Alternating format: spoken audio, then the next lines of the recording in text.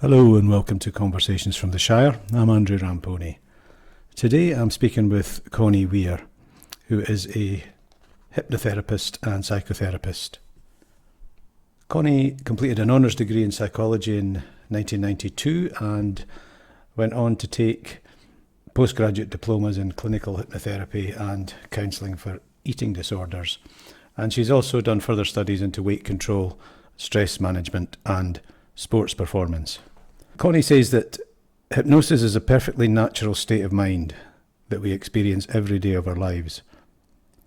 And she emphasises that stage hypnosis, which is entertainment hypnosis, is a very different process to hypnosis for therapy. In therapy, you're always in control, you're not asleep, you're aware of your surroundings, and you can't be made to do, think or feel anything that you don't agree with. Connie sees clients for stress, anxiety, eating disorders, weight control, phobias, some addictions, and for sports performance. This is a conversation that involves the mind and the body, and it's a very deep topic which I am extremely interested in, and if you are too, you'll enjoy this conversation. Here is Connie Weir. Just fascinated with the human mind, I guess, fascinated with behaviour. So hypnosis is a natural state of mind. We go in and out of it every day of our life. In a therapy session, you, the client, is in full control. Do you want to quit? Yes or no? How much do you want to quit? A lot. Then that gives me loads to work with. Mm-hmm. But I think if your default position is to be withdrawn on a screen, that's not so healthy. It's one of those sports where the mind is incredibly important because you spend an awful lot of time on a golf course not playing golf. We go back to language and the nuance of language. I mean, what you tell yourself has the most profound effect on your life. You are more capable than you know. Hello, Connie. Hello. Thank you for visiting the podcast studio. I'm delighted. Thank you for inviting me. Well, you got a very interesting bio on your website, which was when I read that, I thought, now there's going to be some good stories in that curriculum. Oh goodness, no pressure. I hope so. I don't know. We'll see what comes up. But just to start with, what's your connection with Kinross Shire? Well, I'm originally from Glasgow. I've lived in a few different places. Originally from Glasgow. My husband is originally from Edinburgh, so both city born and bred. Mm-hmm. But both of us have a real passion for the outdoors and nature and the countryside. So when we were going to buy somewhere together, this area really drew us because it's just so beautiful and so varied.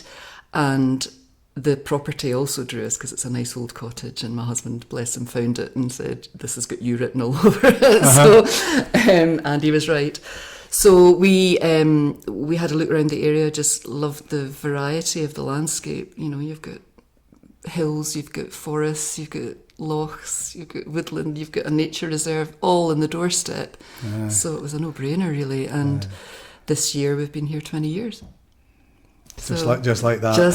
Time passes. And 10 years ago this year, we got married on Burley Sands. Oh, an outdoor wedding with a celebrant? With a registrar from Perth and Kinross. Oh, did the registrars come out? Yeah. I thought they just did it in their office. No, they will do it. Uh-huh. Yeah, and the lady was very nice, very accommodating. Uh-huh. And was the weather favourable for It's okay. Yeah, we were looked after. You take a big chance. They did say because it was, registrar, it was the council, they wanted us to have plan B, do we have an alternate location if the weather's really horrendous? And I said, well, there's my kitchen because I live 2 minutes away. Or the bird hide. And then she was so lovely, she said, we'll just bring golf brollies if it all goes horribly wrong. But it was nice. Nothing ventured. It is, when you see Burley Sands on a summer's day, the little beach there, it's tiny, but it's very attractive. It's stunning. It's just a pity the loch's not more favourable some of the time for... It's a shame about that with the algae, but it is a lovely spot. It would be lovely to swim in. It's very shallow though. I don't know, you can go out about 100 metres and stand up and it's barely up to your knees. Really? Yeah. Oh, I haven't ventured that far out. Well, that's the strange thing about the loch, isn't it? The depth. And so when you chose when you and your husband were coming to look for a place to live that was kind of in between Edinburgh and Glasgow, did you sort of, what made you look at Kinross in the first place?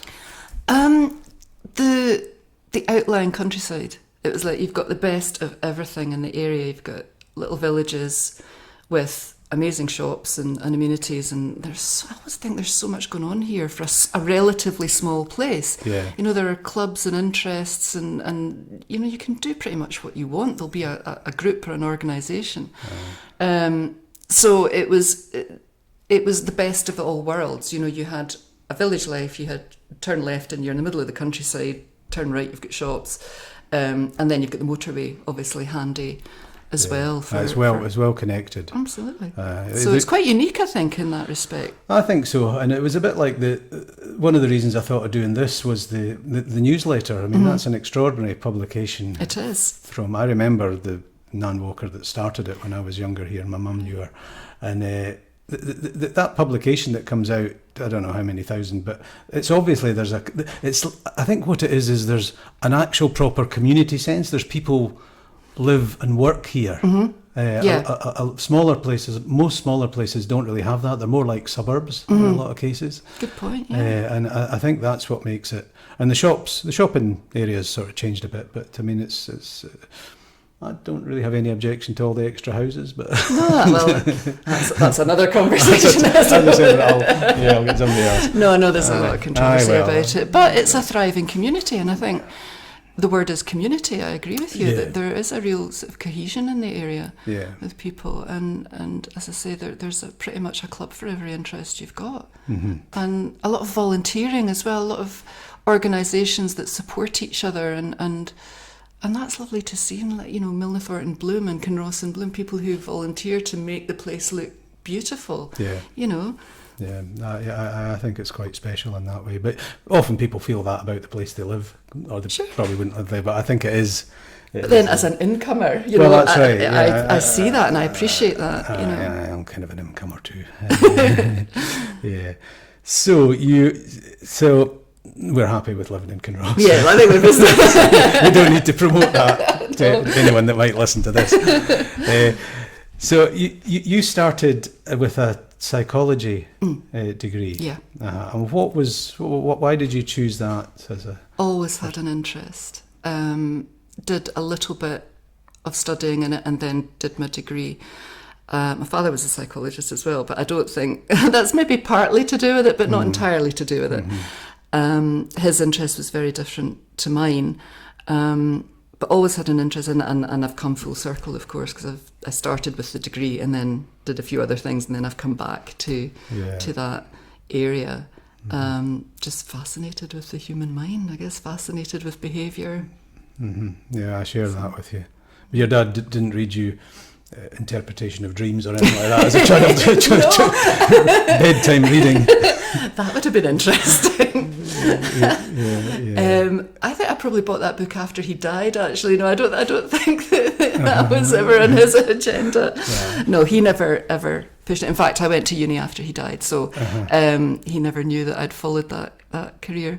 But very interesting man to have a discussion with. I can imagine. Yeah. It's just the experience of people, because there's sort of I always find it sometimes as interesting the similarities as there are the differences between people. And when you did the psychology degree, were you? I manage properties in Edinburgh, and it's quite a lot of students in the flats, and so it's always quite another interest is just how they're feeling about what they're doing, their studies, and why they're doing it. And some of them get quite disillusioned. Did you find studying psychology gripped you for the time? It did. Initially, it was part of a social science degree, so it was quite general. But then, the further you got through it, the more you narrowed down your interest. So I ended up doing pure psychology, different areas of psychology, but for the final 2 years. So I got the opportunity to study things like forensic and hypnosis as well. You know, all these different facets are just amazing. You know, so yes, it completely gripped me. The other subjects in the first year, yes, were interesting, but just not the passion. I think it's the brain sort of as much a mystery as the universe, really, isn't it, in a way sometimes. I remember one of my lecturers saying to me that people almost often said to him, you're a psychologist, you must know everything about the mind. And his answer was, the more I learn about it, the less I know. It's fascinating and expansive, and you're always learning. Every client I meet will teach me something. Yeah, that's when you're doing the right thing, that's how you feel about it, isn't it? Thank you. So why did you digress into aviation after your degree? Oh gosh, I know, bit of a disparate career. When I was at uni, I randomly got a trial flying lesson with a group of people, and I'd never even considered it. I just, it was just one of these silly things you do, and didn't cost very much back then.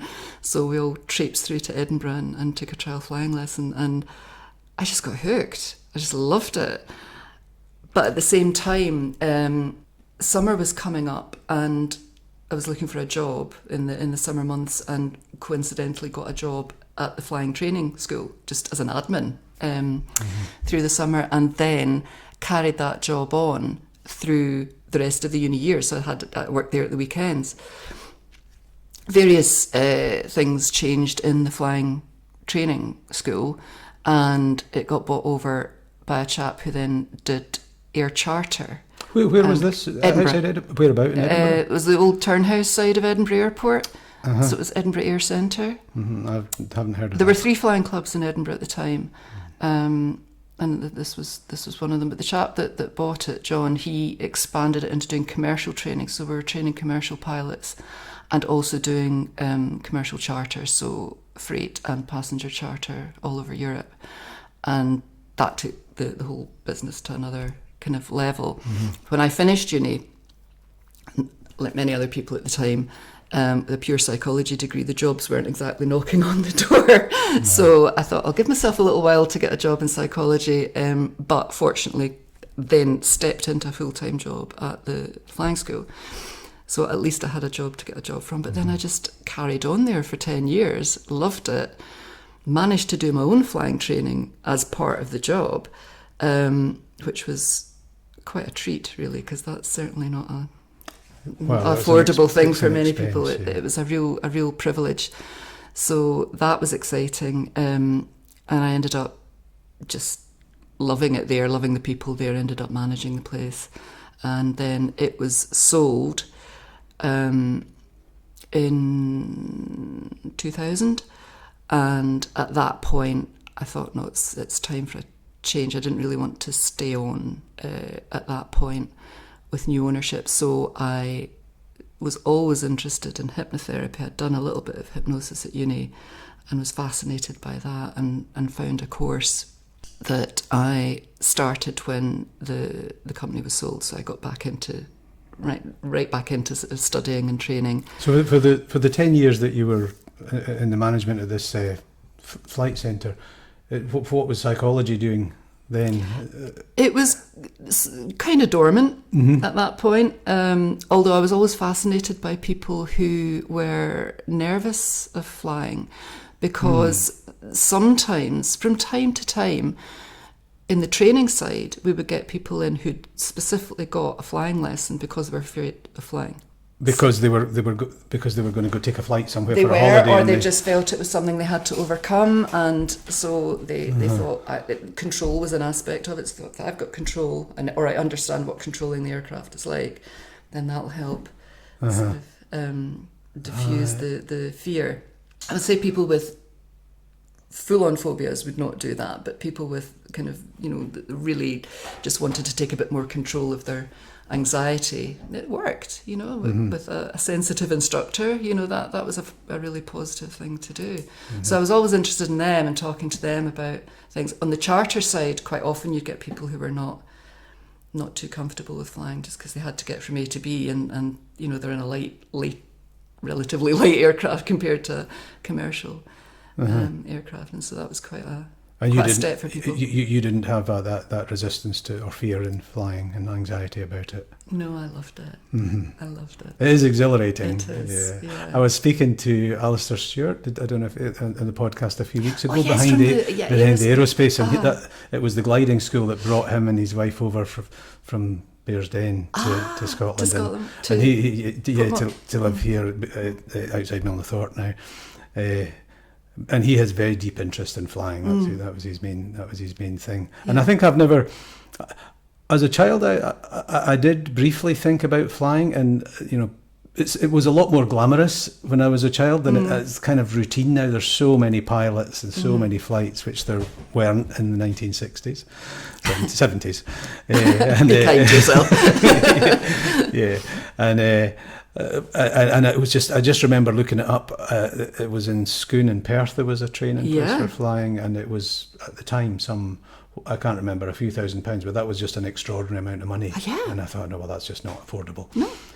So that's for most people, it's not. As I say, very privileged to have done it. So I left that, and then a bit interested in rockets and moon landings and things like that. But that was as far as I got, really. And then I did like flying in the beginning when I was travelling. It was always exciting in the big planes. I've never been in a small plane apart from once in a glider, and now I don't. Do you not find that now? It's just a sort of process. I think the way the airports are now, and the way they have to be, makes the experience quite different. The thrill of being in the aircraft is the same, I think. But the palaver you have to go through, as I say, the necessary palaver, but albeit. But it makes the travel. The travel used to be part of the holiday. I think it should be still, because it's part of the journey. But now it's just like, get this over with as quickly as possible, and then hopefully don't have any disruptions. And it was also different when the doors to the cockpit were open, you could see up front. Quite often you could be invited up front or asked to go up front. I did was that. A thrill. I know. And now that's just not possible now. No, unfortunately. I know. But Perth was a thriving, well, it still is. I'm a bit out of touch with aviation these days, but that's where I did my flight test, was in Perth. They had the CAA unit there. So can you, with your licence, can you go and hire a small plane still? I would need to be revalidated. I mean, my licence is valid, but I think I'd need to get made current, as they call it. So I need to do some brushing up and some flights with an instructor and get signed off before I could do it. And you're not strongly drawn to the hobby. I just, times change. And also, I'm not working there anymore, so it's a bit quite more expensive. That's what Alistair said about the problem with gliding and flying, was it just got too expensive. It's too expensive, so it's the people that are doing it are older and older, and the young people don't come in because of the costs of doing it. So hypnotherapy then was sort of part of psychology, I guess, when you were doing your studies. And that is a big mystery to me. Yeah? Oh, yes. I've had two brief experiences. One was just one of my brothers, and he smoked for years and years, decades, and he had one hypnotherapy session and stopped. He can't explain it. Great. So I didn't learn anything from that. No, tell me more. Apart from that happening. And then the other was with a friend decades ago, going to see an entertainment hypnotist in the Playhouse in Edinburgh, which was just so peculiar. We couldn't, it's like, I suppose I sort of feel it's like one of these things that's somewhere around magic and illusion, or I don't know. How would you describe it? The stage stuff? Hypnotherapy. Hypnotherapy. I often wish we could call it something else, hypnotherapy, because it's hypnosis used in therapy, but it is so different, a completely different animal to hypnosis used on stage. So quite understandably, that's often people's only experience when they come and see me is, oh, well, I've seen this stage show or something. What way is it different? Control, ultimately. In a therapy session, you, the client, is in full control. And I can't make you do or think about anything that you don't want to. I wouldn't want to do that anyway, but that's just not possible. You're always in control. Whereas in a stage show, often it's about making somebody do silly things for entertainment, and apparently they're, not in control of that. Interestingly, the place I trained did a little bit of research into what's going on in a stage show, because they were very much clinical and the use of hypnosis and therapy, and didn't really approve of the stage shows. So they did a little bit of research into it, and they didn't come to any major conclusions other than there was a strong suggestion that a lot of the stage show was compliance. So somebody who would, maybe a part of them wanted to be kind of a little bit exhibitionist or a little bit kind of just silly for laughs might do it anyway. You know, they might do it sort of, you know, after a few drinks in the pub sort of thing. Then the opportunity to do it on a stage show. Not widespread as a reason, but they certainly pick their audience members quite carefully when you get up on stage. So they're looking for certain things, and quite often sleepwalkers are good subjects for them, because they tend to go, coincidentally, very deep into trance very quickly. So they're often that sort of, you know, they often have a hand clasp test at the start of a show or something, and you can't take your hands apart, that sort of thing. So they're looking for suggestibility in that. So yeah, that's it's not my thing. I don't really like the humiliation side of it. It's just a personal choice. I understand people have different views on entertainment. But the biggest problem I have is explaining what I don't do, you know. So the difference then is also partly between what you do as a therapy and what the stage people do as entertainment, because the people that go up to be hypnotised to then do whatever performance they've been asked to do by the entertainer, they don't remember it. Would someone in therapy remember the process? Yes. Yeah, most of the time. Most of the time. So that's really quite fascinating. What is going on? What is being diverted when they do the stage one compared to the therapy one? And there's a lot going on there that just is more than hypnosis, I would say. On the stage? On the stage. So hypnosis is a natural state of mind. We go in and out of it every day of our life. You know, like, and there are daydreaming? Like daydreaming. Like, best example is, or maybe the most familiar example is after you wake up in the morning. And I often ask people, are you a jump out of bed in the morning person or a crawl out of bed in the morning person? And if they say, I'm a crawl out of bed in the morning person, I say, well, perfect, you know exactly what hypnosis is like, because that period after waking, but before getting up, when you're just kind of dozing a little bit, or you hit the snooze button on the alarm, and that lovely drifty dozy state that we get into, that is trance. That is absolute trance, textbook trance. So you know that if your fire alarm went off, you'd get up and out the building. But equally, if nothing else is distracting you or threatening you, you'd probably be quite happy just to be comfortably lying there and dozing a bit. And that's exactly what trance is. And that's exactly what the experience of hypnosis in a session with me is like. That's actually quite deep. And there are obviously various levels of trance that you can get into. But if anyone's experienced that, there are no surprises in a session with me. You won't experience anything with me that you haven't experienced before. It's very natural, very safe, and often very productive and powerful. So is it, because you've got a relaxation on your website, and is it the hypnosis, the therapy hypnosis and relaxation and meditation, or would you say they were all sort of connected? There is a kind of Venn diagram of those, where I often think hypnosis and self-hypnosis is easier than meditation, because meditation's wonderful and very beneficial for a lot of people, but it can be quite challenging, because as far as my experience and understanding of it is, the idea with meditation is to empty your mind. Whereas with hypnosis, you're actually giving your mind something to do. So it's easier in that respect, because generally we all have very active minds, and getting them to shut up is often quite challenging. So in a session with me, depending on the reason you were there, it's generally a combination of some sort of relaxation and then the therapy, which can be a form of suggestion, because when you're in a relaxed state, you're very receptive to suggestion, whilst being in control. If I'm always conscious, basically. So yes, you are. Well, you're at a slightly altered state of consciousness. So you're not fully awake, but you're not asleep. As I say, you're in that in between stage. You're in control and reactive, but you're not fully conscious.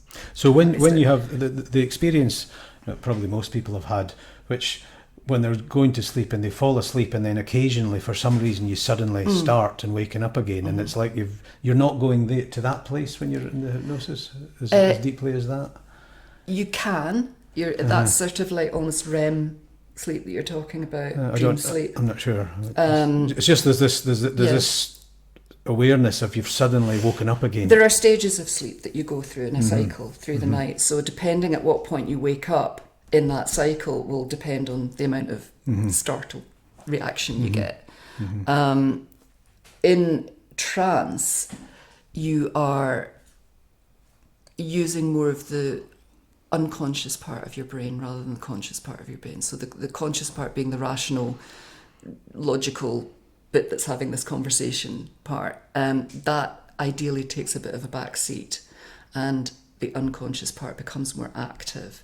So that's where your imagination is, that's where your memories are, that's the bit you're really tapping into. So if you've got an issue, for example, with, well, let's say, take the smoking example of your brother, that becomes, anyone who's smoked knows that you start by making a conscious decision, whether it's at school with people, just try it, sort of thing. And you make a decision to do it. It's a conscious decision. If that then is repeated often enough and over, reasonably enough time, that then becomes an unconscious habit. So you don't even think about it. Many, many people will relate to the fact that if you're a smoker, you light a fag before you've even thought about it. You don't know you're doing it necessarily. You associate things like a glass of wine, a cigarette, a cup of coffee, a cigarette. I'm on the phone, I'll have a cigarette. It's 10 a.m, I need a break, so I'll go out and have a cigarette now. So it's an unconscious habit. So in hypnosis, that's the bit you're targeting. It's all very well having a conversation about how bad it is for you and all the pictures you get these days in the packets. Everybody knows that. And it has some effect, but it doesn't have a huge effect. So what you're doing is you're getting to the root of the habit by suggesting to somebody that they have no desire to smoke. You're not telling them not to smoke. You're not taking that control away from them. You're putting them back in control by saying pretty much you can do what you like. You're an adult, but you're choosing not to do this. And that's very much putting the person in the driving seat. At the moment, the cigarettes are in control of them. You're putting them back in control of the cigarettes. And that can be quite a long session. I'm condensing it right down, but that can be quite a long session. Yeah, it would be kind of strange if we just did an hour podcast where I was hypnotised. Well, how comfortable are you? Not quite. No. So it's about, you are with the client. You are speaking to them about whatever it is, like for example, smoking, and you're using. Is it something that you when you're speaking to them to try and make them aware of this choice that they're making, or they have a choice to, for example, not smoke? How do you do that in a way that it's different? Is it types of ways that you speak, or? Yes, that's important. Language is important, but I always also crucially make sure that they want to be there, and that they're making the choice. They're either fed up with it, they've tried to stop, they feel they can't, but the desire to stop is there. Often with the best will in the world, a spouse or a doctor with every good reason has said you need to stop smoking. So they felt a bit under pressure, made an appointment. But if they say, look, I'm not ready to quit, I don't want to really be, don't want to have this, then I'll send them away. And say, look, happy to see you. When you're ready, come back. But if they don't want to make the change, there's nothing I can do. Okay, what I can do is assist somebody and give them the tools once they've made that decision and they feel that other things haven't worked. And, they feel that, often people say, I don't have the willpower. I'm not too keen on that as a concept. I think willpower is a stick you beat yourself with sometimes, It's desire that's more important. Do you want to quit? Yes or no? How much do you want to quit? A lot. Then that gives me loads to work with. And then you harness that part of them that really wants to stop. You beef that up with language, with imagination. Visualization is a powerful one. Most people are visual. Not everybody. Visualization in the sense that how would that take place where you, in the context of smoking, giving up smoking? You can use your imagination to put an image to the part of you that really wants to quit, that's determined to quit, and then you put a different image to the part that is still lighting up a cigarette, and then you mess about with them a little bit, I just set the scene for somebody. They do the work. They can do whatever they like with those images, but that's quite a standard practice in habit.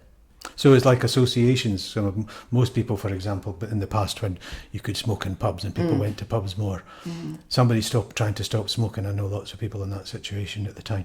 And if you went to a pub or you went to somebody who did smoke, there's the association there. So it's do you find that it's mostly just making it more difficult in practice to repeat the habit, or is that not so relevant? No, it's more.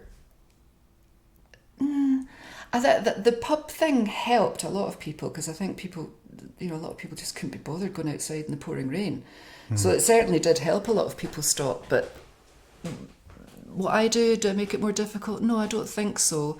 I think I just highlight their own reasons for wanting to stop, feed it back to them in a powerful way when they're receptive, and have somebody, the idea is that somebody leaves the session not just thinking but feeling that they are a non-smoker. So you're not trying to give up. That's the worst thing. Again, language is very important.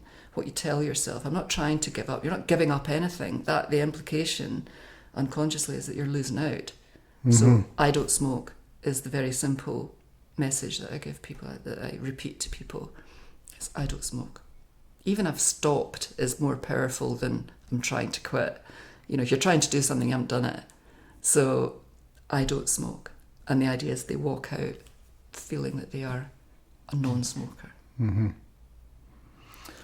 Yeah, I remember a friend that I lived with years ago in Glasgow, actually, and he told me the story about when he gave up smoking, and he never said he'd stopped. He just said, I haven't, when people asked him, he just said, I haven't had a cigarette for 5 days, 5 weeks, or that sort of thing. And the only time he knew he was clear was when he stopped having dreams about smoking. Oh, interesting. Yeah, that was when he remembered, well, that's how he described it to me. He remembered he used to have dreams about smoking. I suppose maybe other habits do that too. And that was when he thought, now I'm not going to be tempted to smoke. And he said he never had been after that. Interesting. Yeah, I don't know whether he did it with willpower in the beginning or not. I can't remember. But right. it was also important that he'd said to himself, he's not saying I'm giving up smoking like you're saying. It's the most common expression we use, though, isn't it? It is, yeah, giving it up, and that's a negative, because it makes you feel like, oh, I'm going to lose. Yeah, exactly. I'm missing out. Aye, that's it. The language is then really very important. The story, I suppose, as it comes down to, is what the story that you're telling yourself is. Anxiety reactions can be for many different reasons, and that's as individual as the person. Sometimes it's an experience from the past. Sometimes it's a more recent experience. Sometimes it's an association with something. But I work with anxiety quite a lot. And sadly, it's more prevalent these days as well. I was going to ask you about that sort of thing, the changes that's taking place. Just the other thing that popped into my mind there, just because I was babysitting my niece's nephews in Kinross the other week, and they're quite young, and one of them, Jude, he's very active, very sporty. And putting them to bed, he's got this little white noise machine, and I'm just wondering if this is a kind of self-hypnosis thing he does, because as soon as I'd finished chatting to him and his wee brother, putting them to bed, Jude's about 6, he switches on his machine and it makes this white noise and he just conks out. Nice one. And my brother says that what he does in the morning, because he's kind of slow at waking up, and then when he wakens up he's really active, he'll waken up and he'll say, right, time to get up for school, and he'll sort of waking up and then press the button and you hear his machine coming on and he's back to sleep again. Oh, fabulous. Do you know that white noise that's often associated with like babies? They use it for them, and things like that. Do you think that's a kind of self-hypnosis that he's doing now? A form of it, perhaps. There's an association there as well, definitely.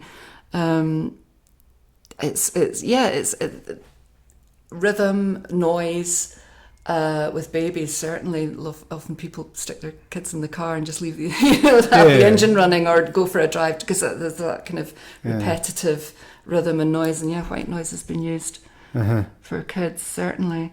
You don't use noise particularly? I don't. I have, some of the places I work have music, and I tend to turn it off. Because I think it can be a little bit distracting, even if it's soothing. It can be distracting when you're maybe having quite an intense conversation.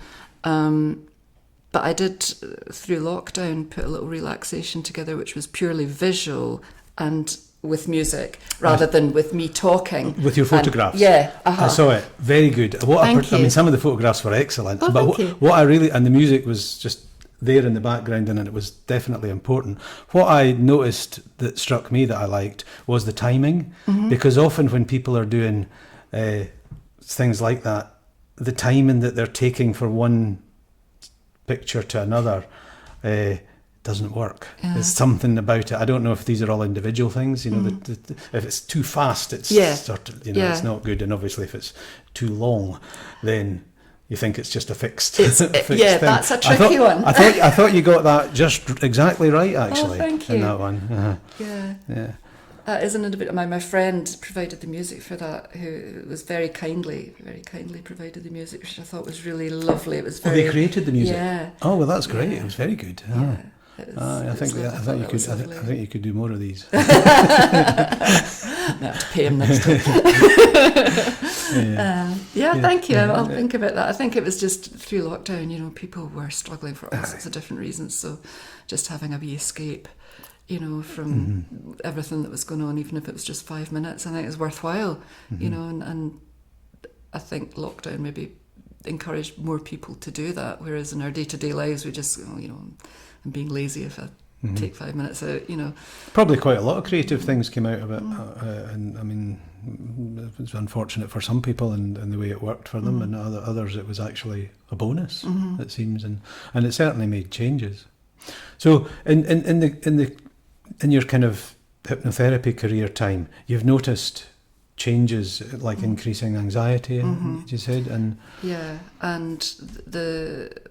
one of the clinical areas I work in is eating disorders. So I did extra training and counselling for eating disorders, and that's an area that is sadly increased over the years as well. Throughout all ages? Yeah, I tend to see younger people with that.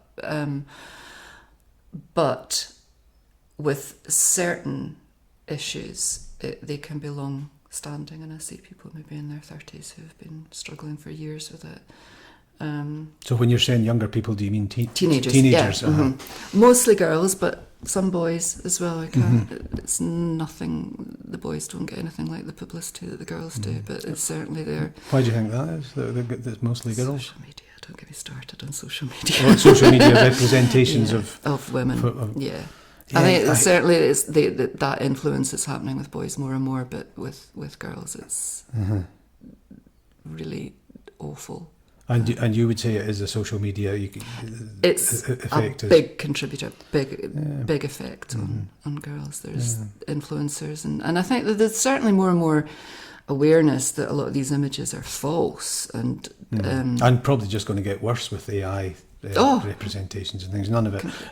I wonder if it'll actually just lead to a better situation where nobody will take anything seriously because it could just be complete. It's actually going to burst at some point.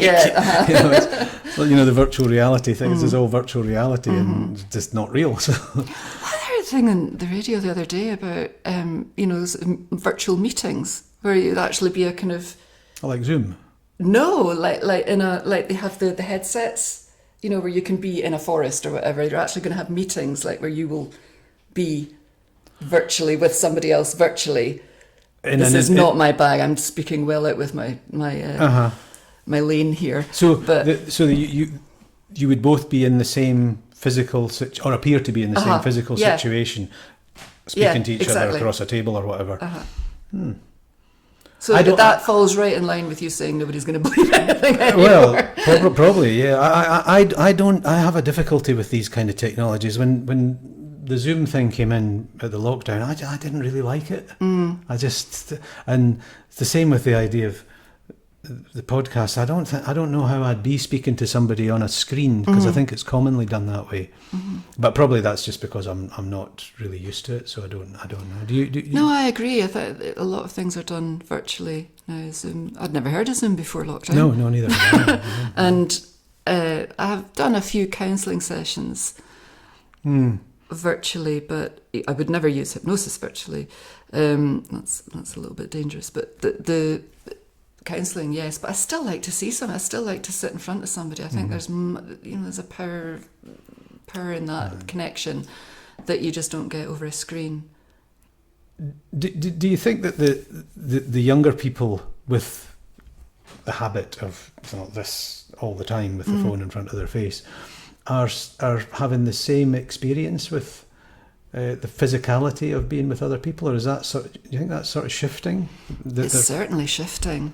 I think I'm going to sound like such an old crock here, but even things like getting to know people, establishing friendships, establishing relationships,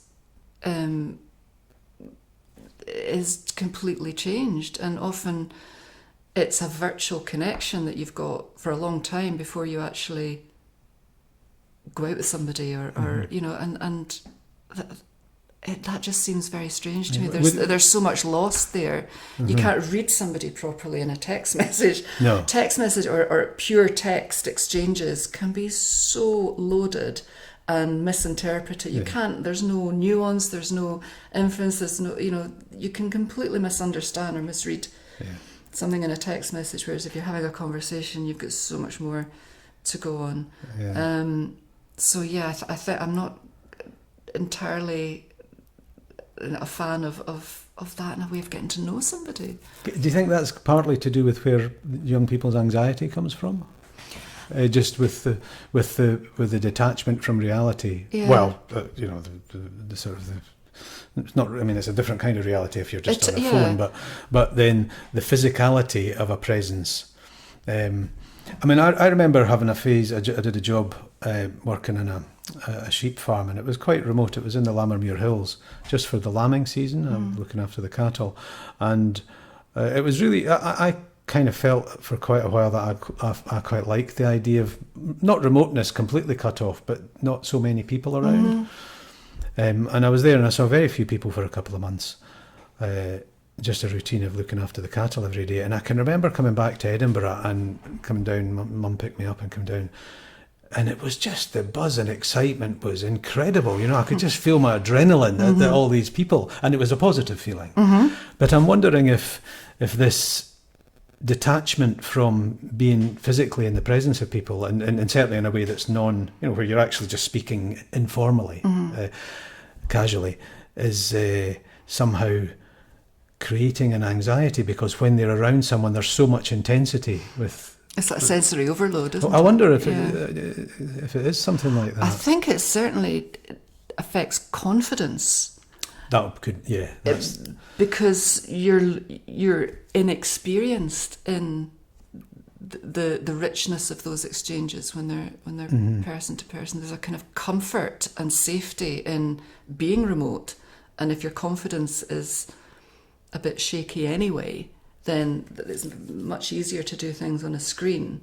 So actually interacting with people and even going up and going into the workplace, I mean, that's got to affect that, how you present yourself, how you if you're just inexperienced. Yeah, socially inexperienced. Yeah. And also maybe another part of it, that's something that I've considered, is you're brought up in a family, most people are, and every family's got their own sort of way of being, and the parents might agree with each other, they might disagree, but whatever, that's the culture. And then if you're not really being exposed to, because I think there is more isolation in a lot of ways with families, things, and just the nature of how people make a living and what they do and social things and like pubs closing and whatever else, that maybe you're just not used to people being different. you've got your family, Yeah. and that's the way things are. That's your limited And they're dynamic. it's not the difference of someone from another part of the world speaking a different language and looking entirely different. It's just they've got all these slight things that you're very sensitive to, and you notice how different that is. And it's a little bit, another kind of sensory overload. Don't know. Yeah, you do definitely, you miss out on the richness of people, and I go back to that word nuance, of people's behaviour and people's language, people's body language. And I think, going back to what you said about being glamorous, I think that can be a really healthy thing to do. Remove yourself for a while, get some space, and then go back to, as you said, like the a holiday. adrenaline. Yeah, like a kind of mental holiday as well. And that can be an extremely positive thing. But I think if your default position is to be withdrawn on a screen, that's not so healthy. And as I say, once you get out into the world and experience different things, it can be alarming, it can be overwhelming if, as you say, you're not used to that further dynamic and interpersonal relationships.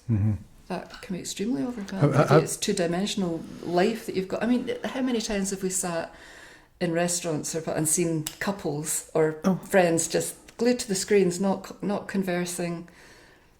I saw three old ladies, I say old, 70s or 80s or something like that, in South Queensferry, sitting on a bench, by the river, and they were all looking at phones. It was incredible. I wished I could have taken a photo of them, because it was... That's quite unusual. Very unusual. That just shows how powerful and pervasive it is, my goodness. And often... And in South Queensferry, probably with that majestic view in front of you. There was something really incongruous about it to me. And even then, sometimes I still think, I'm driving into Edinburgh along Queensferry Road, and I see the amount of people you'll see standing at bus stops, walking along the road, and talking to themselves, but they're not. They're on some kind of Bluetooth thing. Join us, please. This is 20, even just 20 years ago, that would have been such a strange world to have looked at. I know. So it's such a big change. Do you have people? And sorry, I was just going to say there may well be younger people listening to this going, what are they talking about? These two old fogies. Still thinking in groats and bushels. Burn the phones. No one coming to try and free themselves from technology addictions? From social media? No. No. That is something that says a lot in itself, that nobody's appeared with. Because there's positive things about it, yeah. I suppose, and because of the normality of it. And maybe harder to identify the problem, as you're saying, that their withdrawal from the physicality of being with other people. They might not realise that that's what's actually causing an anxiety. It could be quite difficult. Yeah. Social anxiety. Yeah. Yeah, definitely. Yeah, I mean, it's kind of normal to have some form of social anxiety. It's just what we're all like, really. But there are levels of all sorts of anxieties that are sometimes appropriate, And so have you generally seen things like phobias and the bulimia and the stopping smoking coming more prevalent over the years that you've done? Yes. Counselling and So, I mean, I keep the areas I work with fairly narrow, but the areas that I do work with, I would say specifically anxiety, has grown over I've been doing this over 20 years now, so yeah. That's long enough to get a sample size of of changes. Yeah. I would think. And age is mainly young. I mean, no, age is generally across the board. Yeah. I don't tend to work with very young children just because it's not my area of expertise. Preteen children. And the teen exceptions would be eating disorders or exam nerves. I do a lot with exam nerves for kids at the school. But then that's kind of mid-teen kind of age group. So And very, very young people I tend not to see. Is that usually all with hypnotherapy that you do that? Yeah, yeah. No, that's generally quite productive. Yeah, see, that is like a magic wand in a sense when you're able to do that. If it's effective for someone who's otherwise being submerged by exam anxiety, and they can have a few sessions where nothing really risky is happening. They're not taking tablets or anything else, and they can be free of it. I hadn't thought of the exam anxiety Yeah. as a treatment. You're really just enabling somebody to do something they can already do, but they just don't believe they can do it.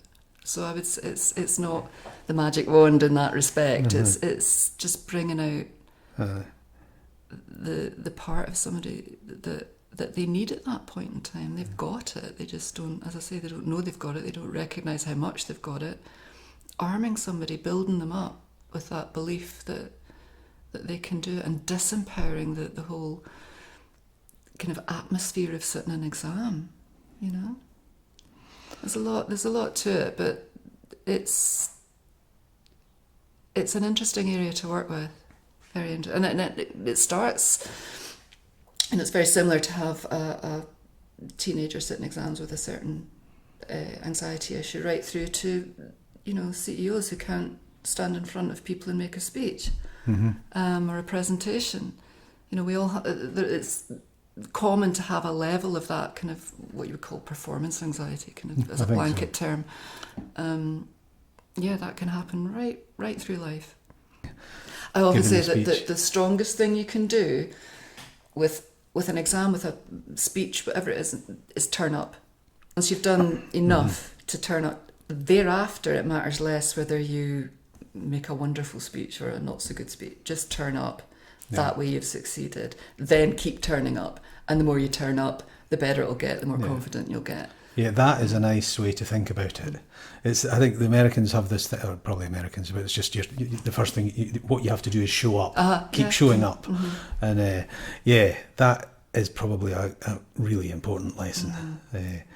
And I noticed that you also do that. You've got into the sort of sports performance. Yes, that's one of the other areas I work with. Again, sort of disparate areas within hypnosis. No, I was connecting that to what you said there just now. I thought, that's like just developing what you can do. And so, what believe in yourself. And I started with golf, not because I play golf, but because I'm fascinated by golf, because it's such a mental sport. Is it? Oh yes. Do you play? No, well, twice when I was a teenager. Right, okay. It's one of those sports where the mind is incredibly important, because you spend an awful lot of time on a golf course not playing golf. So, you know, if a round of golf takes X amount of hours and you're walking a lot of it, hitting the shot for seconds and then walking and thinking, and the old doubt and self-doubt and catastrophizing, and it can really get a grip on you in those quiet moments in between. And then if you're playing with, you know, depending who you're playing with, the banter and the kind of, you know, but it's not help or hinder. This is a surprise, because I've never thought of golf like that. I mean, I know several people that are really interested in golf, but since I'm not, I don't really I've never gone into it with them. But say, for example, something like boxing, or wrestling, you know, these type of things where there's a great deal of, at least on the outside, you know, I am the greatest. I can do it. Yeah. Is that just less? Is that the same as in golf? That's great lesson. That's a great template for any athlete. So you would think that is that's what's going on in the mind of the golfer. That there's the self doubt, and they're not boosting themselves up with this talk. You can tell yourself things in a competitive environment that you would never tell yourself anywhere else, you know. Negative things. Yeah, no, negative and positive actually, but I was meaning more positive. So if, like the I am the greatest, you wouldn't go around life telling everybody you're the greatest in social situations, but if it helps you actually perform better in a competitive situation, then do it. Absolutely. You're not harming anyone. You're not causing anybody any distress, but you are helping your own game, your own performance. And it's funny because racket sports were my thing from the past. I used to play squash quite a lot, and again, it's a very mental sport because it's such an explosive, energetic sport. Tempers can get quite high, and I've seen top level. I remember seeing a top level female player I think it was towards the end of a tournament, break a racket over her head in frustration. And you just think, okay, there's a lot of work to be done there, And you can, watching Wimbledon just now, you see a lot of, and certainly historically, the difference between top level players and their temperament. That fascinates me. Yeah, so they're not all like that. Some of them are. Some of them are top level, and they've got a calmness about. Oh, yeah, absolutely. Yeah, absolutely. Sport's never been really my thing, but I'm interested in the psychology of it. And I mean, I like to be active and things. So, and competition's a different animal. Being competitive is a really interesting. I think that's what aspect. I don't do. Maybe that's an avoidance thing. I don't know. It maybe used to be an avoidance. Now it's just no. I don't do that. Right. No, I've never been a particularly competitive person. I'm married to somebody who is, in terms of sport, because his history is all sport and competition, quite high level competition sport. And so it's very interesting to have that conversation with him about what is that, but because I don't necessarily have that drive, but he really does and has done in the past, and you need it. You need that competitive spirit. You're not going to be very. I mean, because I think it also relates to some people have talents in this or that or the other, but without something else, it's not going to come to anything. Yeah. And I wonder what that difference in competitiveness and in nature is. Have you noticed any sort of? It's. I would say it's almost tunnel vision. To this is the more. Would you rather enjoy the game? Would you rather win? That's an important question that I ask people. And if it's, I'd rather enjoy the game, then you bring the best. You try and bring the best out of them. But it's not. I've got to win under all. At all costs, then that works to a point, but then it can, like perfectionism, it can become a hindrance. It can actually draw you back. So there's a balance and a level there. It's a fascinating conversation to have with a client. Is it like getting that balance right? Do you think it's the would you call it self-talk that you're doing when you're getting ready for some kind of competitive activity? Crucial. Is it a kind of placebo process? Where, I mean, the placebo's another one of these mystery things. Placebo's that's a big discussion. What is a placebo? So would the self-talk, because it would be difficult to trace kind of biologically what self-talk was doing to performance in the same way that you can't really it seems to me, trace placebos. But I just see a similarity there and something that, well, why does it do that? Why does it do that? But we go back to language and the nuance of language. I mean, what you tell yourself has the most profound effect on your life, on your behaviour in a given situation. Go back to that old adage, don't think of a tiger. Yeah, or a white horse was the one. Yeah, okay, yeah. So what you tell yourself is absolutely important. You go out onto, for example, a golf course and say, I don't know if I can hit that shot. I don't know if I can, I'm not going to everybody's better than me. How are you going to do? Do you think that self-talk comes from, again, your family culture? Oh, can do, yeah. There can be a whole host of reasons that is your self-talk. And I do go into that a bit. I'm quite the analyst, so I do like to, because I think it's empowering up to a point. Yeah. You find the root cause of something, then it does disempower, to a certain extent, what's happening currently. But it doesn't, you have to deal with what's happening currently as well. It's a part of it, yeah. I often wondered about that, and I heard this metaphor for analysis in that way, was that it can be like just peeling off the layers of an onion, and at the end you've still just got tears. so it's got a limit. That is yeah. The family connection, the self-talk. It's all powerful. The early years and the early experiences are powerful with it. That's making this whole field of hypnotherapy seem, it's magnifying its value, really, as I'm talking to you. Okay. Because you're, I mean, again, and just in the way that I'm understanding it, is that a person's in control. They're not being, extinguished in a sense of this, giving up, as we talked about earlier, and they're conscious of it, and it's just changing the maybe even the internal dialogue that they have? Is that part of what is happening? You're changing absolutely. you're suggesting an internal dialogue to them that they have already. That they have, or they believe. But they don't use. Yeah. And often, going back to the early years, you have to work on separating what is that person's kind of authentic self and then what's been given to them by other people. Because if you're given messages at a vulnerable age and over time, you do absorb them and feel that they are actually part of you when they're not. They're just what you've been told, and they might oftentimes not true. So getting in touch with, well, what's your belief? What do you think?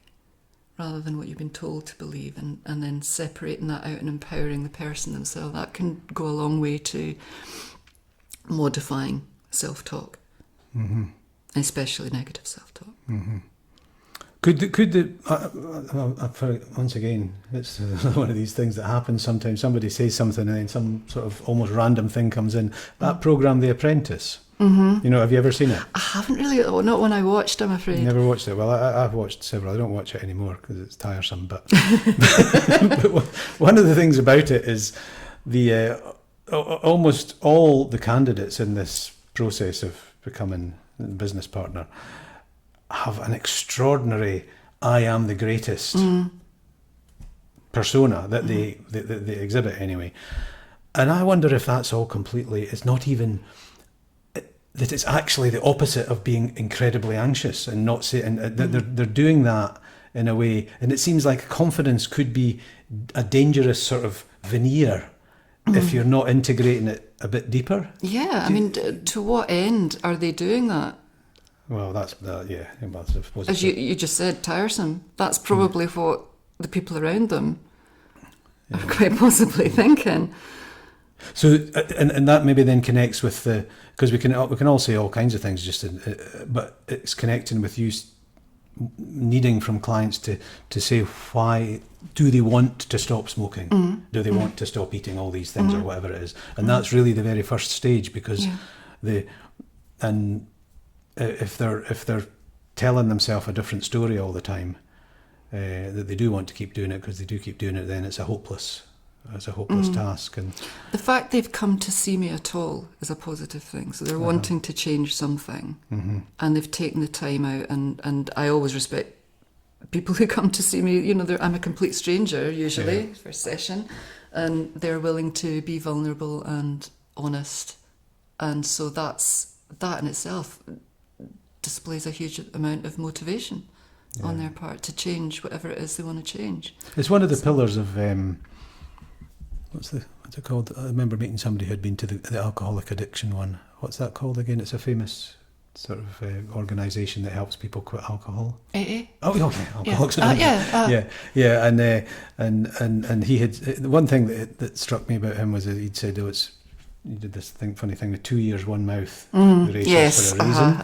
And that one of the things that people have to do before they can actually be in the session is admit openly. I don't know if they say that they want to stop, but they just admit that it's the only prerequisite to any 12-step program is the desire to quit.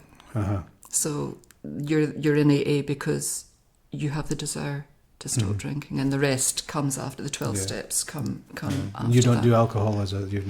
I have done, usually hand in hand with other organisations, whether it's AA or whether it's medical support, or there are levels of alcohol misuse or substance Scotland, misuse. It's a big thing in Britain, I think, compared to say some Mediterranean countries.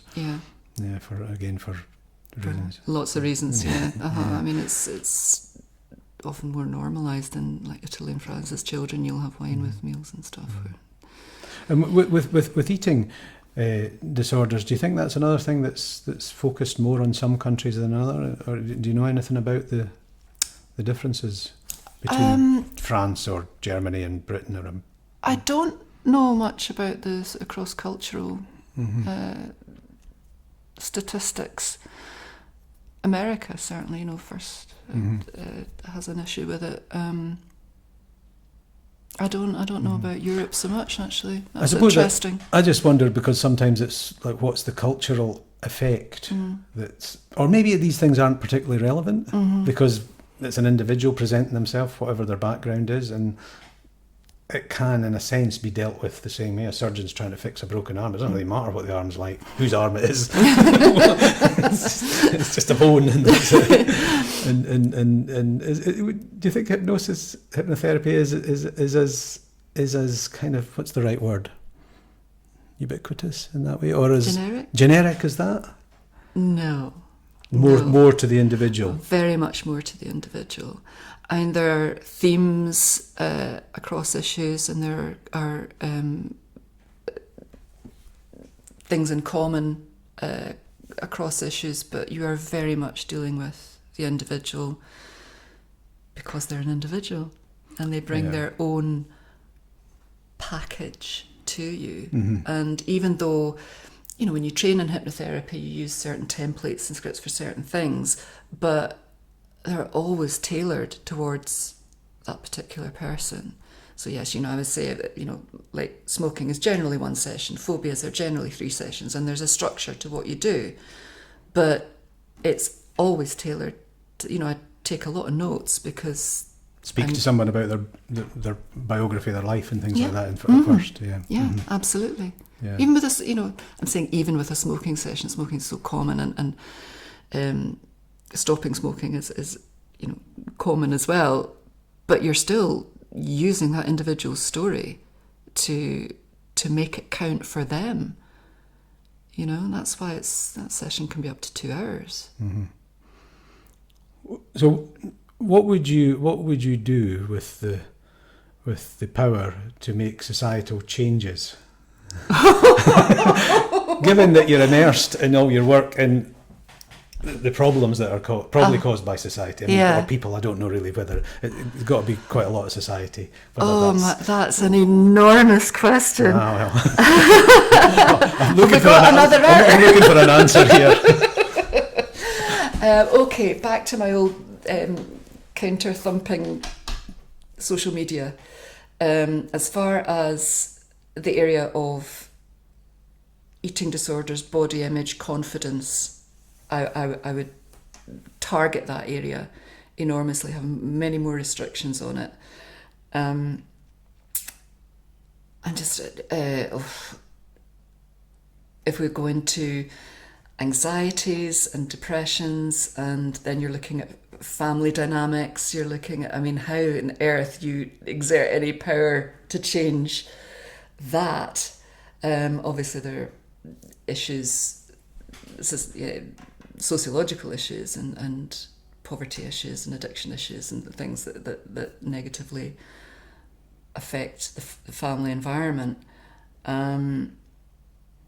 But yeah, I would need to have the magic wand, I think, that you mentioned. But these things, again, I suppose are societal, because poverty in Britain is not the same as poverty in Angola. Yes. And plenty of people, you know, if you travel to some countries, the poverty is on a completely different level. I mean, I'm not talking about starvation type poverty, just general material poverty and the security that might be lacking or not, and they don't seem to have the same psychological problems. It's so that within the context of their culture, whereas it's a different thing here. So that it is. Does it make it less valid for that individual? Maybe. I do meet people who feel guilty about being in a session in the first place because you know, my problems aren't as big as the next person's problems. But your problems are real to you, and if it helps you function better and improve you, then you have every right to be there. Yeah, that's by way of therapy. Can people get hypnotherapy in the NHS? Yes, or they certainly used to, but you have to go through quite a lot of hoops to get that. I mean, I understand what you're saying. I think it's unfortunate in a sense that I've got a job, you know, because people are entitled to mental health support. But the reality is that the waiting lists and the resources. The waiting lists are enormous. The resources aren't there. People often have to wait a long time to get sometimes really important help. So yeah, that there is that problem as well, and I certainly encourage people to get on the NHS system if that's what's required, and they're entitled to that help. So get yourself in this. I'll be the stopgap if that's what you want until you're seen. But you know, it's a marvellous system. It's an incredible system. It's just grossly underfunded. Trying to do too much, I suppose, is the thing with the funding, and yeah, I know. Well, these are all these are all out of we're way in there and rant for ages about that. So, if you had, what is it you could say to an individual that's just like, how would you encapsulate something that could just apply to anyone, whatever they were doing, whether it was something that was causing them to stick, whether we talk about smoking or eating or anything like that, just something that is actually an important message to oneself.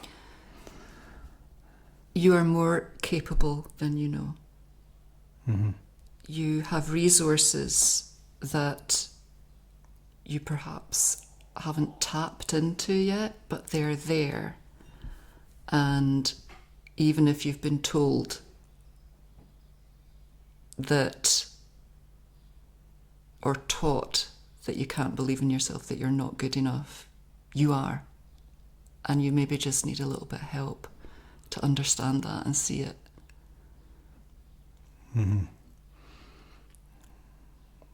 That's good. that sounds good to me. So does that? Yeah. So, that's quite a serious note to maybe end on. No, it's a serious thing, and maybe I can see. Like your relaxation video, actually having messages like that as part of it. Subliminal messages, yeah. But it's as serious as it is, that's an important message that is sadly not often recognised in individuals. Because it's further, maybe it's more obvious behind anxiety, but it's also other things like can't give up smoking or everything. Pervasive, Yeah. Fantastic, Connie.